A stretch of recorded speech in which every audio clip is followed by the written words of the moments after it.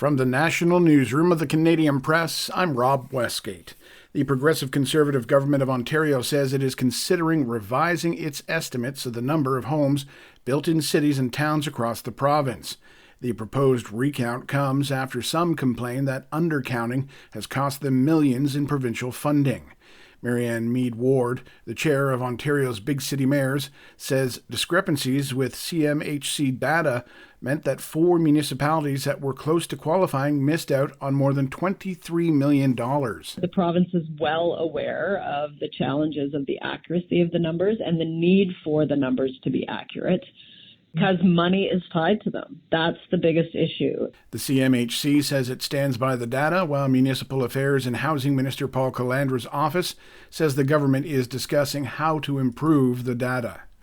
Members of a global tech collective meant to shape the future of artificial intelligence say Canada has much to prioritize. Organizations involved in the 100-member AI Alliance led by IBM and Meta say Canada has to do better when it comes to creating opportunities for AI companies. The founder of the Montreal AI Ethics Institute says the country has long been a hotbed for AI research, but he worries about its ability to turn the technology into profits. Abhishek Gupta says some of that worry stems from Canadian talent, which is flocking to the US and other nations where engineers make heftier salaries than in Canada. John Kennedy, The Canadian Press. Rachel Notley's leadership of the Alberta NDP officially ends this weekend with the party faithful electing a new top boss. A fundraiser is set for tonight where the party will bid farewell to the one-time premier who also led the largest opposition in Alberta's history. Federal NDP leader Jagmeet Singh is also scheduled to make an appearance, but the media has been informed they are not invited to listen to his remarks.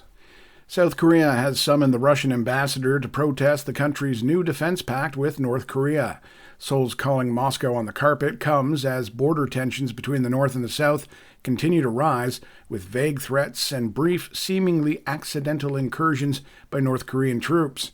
South Korea stressed that any cooperation that helps the North build up its military capabilities would violate UN Security Council resolutions.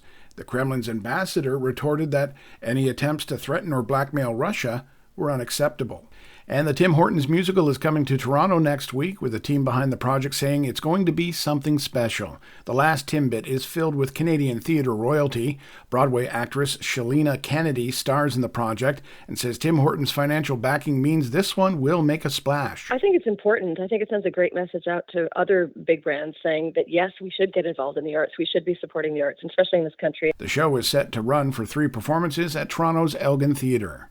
This is the Canadian Press. In sports, the Edmonton Oilers look to inch one step closer to a potential comeback after going down 3-0 in the Stanley Cup final. Edmonton hosts the Florida Panthers tonight in Game 6, looking to tie the series after winning the last 2 games. The Winnipeg Blue Bombers are set to host the BC Lions in some CFL action tonight. Winnipeg is 0-2 to start the season after losses to Montreal and Ottawa. Meanwhile, BC is looking to make it 2 straight after defeating Calgary last week. The Toronto Blue Jays, they are back in action tonight in Cleveland, taking on the Guardians. And finally over to the Greens, where Brooke Henderson is the leading Canadian entering today's second round action at the Women's PGA Championship.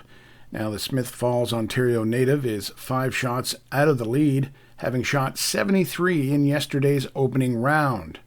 Lexi Thompson is atop the leaderboard after shooting 68. From the Canadian Press, I'm Rob Westgate. Thanks for listening. Don't forget to follow and subscribe. For more of today's top stories, visit thecanadianpressnews.ca.